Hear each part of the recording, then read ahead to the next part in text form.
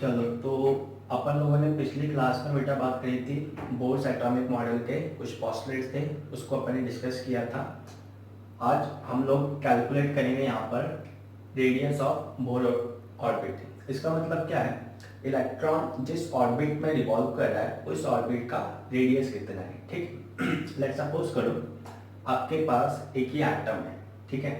इस एटम के अंदर ये आपके पास ऑर्बिट है, इस ऑर्बिट में एक इलेक्ट्रॉन प्रेजेंट है और ये हमारे पास क्या है, न्यूक्लियस। न्यूक्लियस के अंदर प्रोटॉन प्लस न्यूट्रॉन होता है और न्यूट्रॉन के ऊपर क्या चार्ज है, न्यूट्रल, इसलिए न्यूक्लियस के ऊपर क्या चार्ज है, टोटल पॉजिटिव चार्ज है ओनली ड्यू टू प्रोटॉन।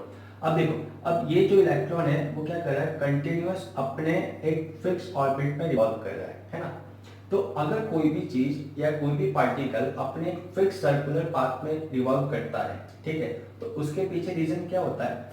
कोई भी पार्टिकल अपने फिक्स सर्कुलर पाथ में कब रिवॉल्व कर सकता है, जब उस पार्टिकल के ऊपर बाहर की तरफ लगने वाला फोर्स और अंदर की तरफ लगने वाला जो फोर्स है, दोनों फोर्स क्या हो जाए, इक्वल हो जाए।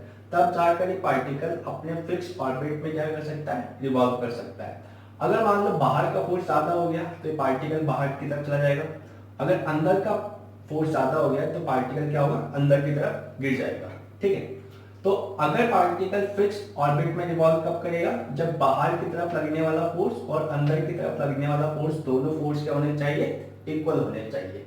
अब हमको पता है कि बाहर की तरफ कौन सा फोर्स लगता है, सेंट्रीपिटल फोर्स। अंदर की तरफ कौन सा फोर्स लग रहा है, that is electrostatic force of attraction. अब अंदर की तरफ इलेक्ट्रोस्टैटिक फोर्स ऑफ अट्रैक्शन क्यों लग रहा है, देखो मेरे पास न्यूक्लियस क्या है, पॉजिटिव चार्ज है, इलेक्ट्रॉन भी क्या है, नेगेटिव चार्ज है। दो चार्ज पार्टिकल है जो कि r डिस्टेंस पर रखे हुए हैं। तो जब भी दो चार्ज पार्टिकल r डिस्टेंस पर रखे होते हैं तो उनके बीच का जो फोर्स होता है that is known as electrostatic force of attraction. ठीक है, तो ये तो समझ में आ गया कि इलेक्ट्रॉन क्या है, फिक्स सर्कुलर ऑर्बिट में रिवॉल्व कर रहा है। अब हम लोगों ने बोर पॉस्टुलेट जब स्टडी किया था तो अपन एक थर्ड पॉस्टुलेट था हमारे पास कि इलेक्ट्रॉन जो होता है वो केवल उसी ऑर्बिट में रिवॉल्व करता है जिस ऑर्बिट का angular momentum is integral multiple of nh upon 2π। ठीक है, तो वहां से अपन लोगों ने इक्वेशन देखी थी कि जो एम्बियर होता है दैट इज एंगुलर मोमेंटम, वो किसके इक्वल्स टू है, nh अपॉन 2π के। यहां से हम लोग v की वैल्यू निकाल सकते हैं, तो v क्या हो जाएगा, nh अपॉन 2π, m नीचे आ जाएगा और r भी नीचे आ जाएगा। तो v कितना हो गया, nh अपॉन 2π mr। अब देखो, अब यहां पर हम लोग वो कंसेप्ट यूज करेंगे इलेक्ट्रोस्टैटिक फोर्स ऑफ अट्रैक्शन वाला।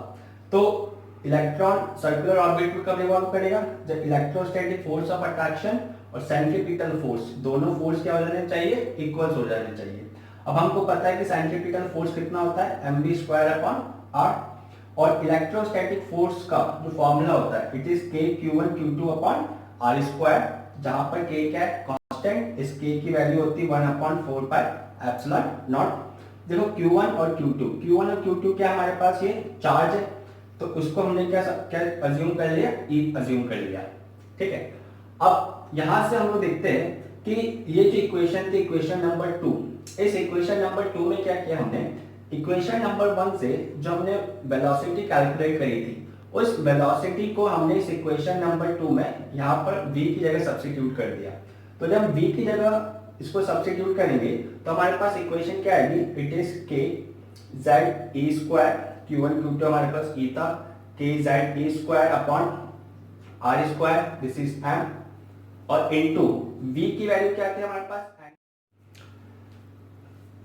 तो देखो यहाँ पर हमारे पास क्या था, k z square upon r square, यहाँ से हमारे पास एक एम से एक एम कट गया, r स्क्वायर से r स्क्वायर कैंसिल आउट हो गया, क्या क्वांटिटी बच गई, k z square n square h square upon 4π square m और r। यहाँ से हम r को इधर ले गए।